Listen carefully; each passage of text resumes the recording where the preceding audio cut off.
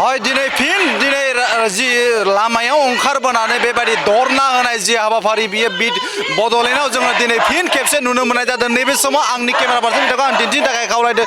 नोंगौ थारैनो बुंनांगोन नैबे समाव दङ उदालगुरि नैबे जौमा फरायसालिनि जि माखासे जि ट्राइबेल माहारिनि जि हारिसाफोरनि जि फरायसाफोर दिनै लामायाव बेबायदि गावसोरनि जि कलेजनि जि हाबग्रा दरखं मोखाङाव बिथांमोना ओंखारबोनानै बेबायदि नो जास्टिस नो रेस्ट आरो जि आसाम सरकारनि जि थांखि लानाय जि मोनद' हारिनो जि एसटिनि जि मोनथायनि होनाय बे मोनथायनि सायाव बिथांमोना दिनै जि खुद्रिखांनानै जि मोनद' हारिनो जि एसटि होनाय बिनि हेंथायै दिनै बिथांमोना आखायाव दिनै बायदि प्ले लिरनाय जि प्ले गार्ड दिनै बिथांमोना आवार डिमान्ड इज लिगेल डिमान्ड नो जास्टिस नो रेस्ट बायदि स्ल'गानजों फिन गोमखां होनायखौ जोङो नैबे उदालगुरि सहरनाङै जोङो बेयाव नुनो मोननाय जादों। थारैनो जों बुंनांगोन जिथु दिनै उदालगुरि नैबे जौमा फरायसालिनि जि फरायसाफोर दङ दिनै बे फरायसाफोरा ओंखारबोनानै दिनै बेयाव जि खुद्रिखां हाबाफारि लानायखौ जों बे समाव जों नुनो मोननाय जादों। नैबे समाव आं मिथिनो नाजानाय जिथु नैबे जिथु धरनानिनो दैदेनगिरि आच्चा मानि थांखि मा थांखि नोंथांमोना दिनै बेबायदि राजा लामायाव बा नैबेबायदि नोंथांमोननि जिथु कलेजनि गेट मोखाङाव नोंथांमोना ओंखारबोनो दिनै उदालगुरि जौमा फरायसालियाव उदालगुरि फरायसा आफादनि बानजायनायाव धरना बा खुद्रिसानाय हाबाफारि लादों। बेवहाय गोबां फरायसाफोरानो बाहागो लादों। मानोना मोनद' हारिनो जि गोबां पपुलेसन थानाय बा गोबां जौगाखानाय हारि बिथांमोना जोंनि जि दैदेनगिरि बिथांमोना बिटिसिनिफ्राय एनएसि हरनानै जोंखौहाय गोबां प्रब्लेमाव खोलैनो नाजागासिनो दङ। 22 नभेम्बरावहाय केबिनेट डिसिसन लानायनि गेजेरजोंहाय दिनैहाय जेनेरेल एसेम्ब्लियाव रायज्लायनो नागिरदों। बेनिखायनो जोंनि जि एमपि एमएलए बिथांमोना बिनि हेंथायै गसंथानांगौ आरो बिथांमोना जुदि जोंनि सायावहाय बेबायदि एनअसि हरनायखौ होबथायाब्ला बा बेबायदि मोनद' हारिनि एसटि होनायखौ होबथायाब्ला जों इयुनाव बिनि सायाव गोख्रों राहा लागोन। बे खुद्रिसारनाया सोलिलांबाय थागोन।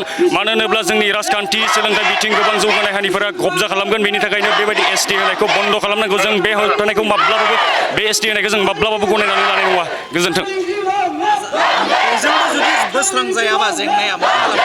बेजोंबो जुदि बोस्रांजायाबा जों सोमावसारनायखौ कन्टिनिउ लांबाय थागोन। बे सोमावसारनाया माब्लाबाबो थाबथानाय नङा। गोनां जायोब्ला जों जेन जेट आन्दलनबो सोलिनो हागौ बिटिसियावहाय। बेबायदि होबथानायखौ जुदि सोमावसारनायखौ जुदि बिथांमोना मानिनानै लायाब्ला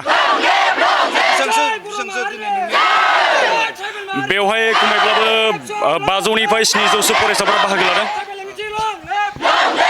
हाय नंगौ जिथु बुंनांगोन दिनैनि सानाव जि नैबे थांनाय जिथु आसाम एसेम्ब्लियाव जिथु जि मोनद' हारिनो जि एसटि जिथु मर्यादा होनायनि जिथु दाबि दैखांलायनाय जादोंमोन बे दाबिखौ लानानै दिनै नैबे उदालगुरि जौमा फरायसालिनि जिथु फरायसाफोर बे फरायसाफोरा दिनै गोसोआव खुद्रिखांदों। जिथु ट्राइबेल जि मोनद' हारि जिथु जौगाखानाय हारिनो जुदि दिनैनि दिनाव आसाम सरकारा जुदि एसटिनि मर्यादाखौ होयोब्ला थारैनो जिथु थाखानाय जि एसटि आरो बेजों लोगोसे फैबाय थानाय जिथु इयुन जोलै बे इयुन जोलैया दिनै खैफोदाव दङ होननानै बिथांमोना जिथु बे समाव बुंफोरनायखौ जों नुनो मोननाय जादों। आरो बेजों लोगोसे जिथु फैबाय थानाय समाव बायदि थिसनथाइनि बेलायावबो जोंहा खैफोद गोनां होननानै दिनै जायनि जाहोनाव दिनै बिथांमोना नैबे कलेजनि जिथु लांगोना मोखाङाव ओंखारबोनानै दिनैनि जि धरना हाबाफारि बे धरना हाबाफारिखौ बेयाव लानाय जादों। बा नैबे उदालगुरि जौमा फरायसालिनि जिथु इउनिट आबसुनि बानजायनायाव दिनै बे धरना होनाय जिथु हाबाफारि बे जादों होननानै जोंनि सिगाङाव फोरमायदों। बे समाव आङो बड'सानि जानानै